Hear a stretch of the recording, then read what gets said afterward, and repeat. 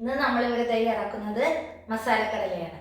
അതിലേക്ക് ആവശ്യമായത് കുറച്ച് നിലക്കടല, പച്ച നിലക്കടലയാണ് യൂസ് ചെയ്യുന്നത്.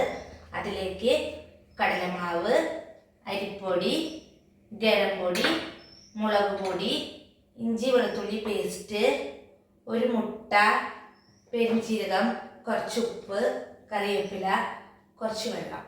ഇതെല്ലാം യൂസ് ചെയ്താണ് നമ്മൾ മസാലക്കടല തയ്യാറാക്കുന്നത്. മസാലക്കടല തയ്യാറാക്കാൻ വേണ്ടി ചേരുവകളെല്ലാം ചേർത്തിട്ട് നമ്മളിവിടെ കുഴച്ച് വെച്ചിട്ടുണ്ട്. ഇനി തയ്യാറാക്കാവുന്നതാണ്. കടല തയ്യാറാക്കാൻ വേണ്ടി എണ്ണ ചൂടായിട്ടുണ്ട്. നമുക്കിതിലേക്ക് കടല ഇടാവുന്നതാണ്. ഓരോന്ന് ഇടണം.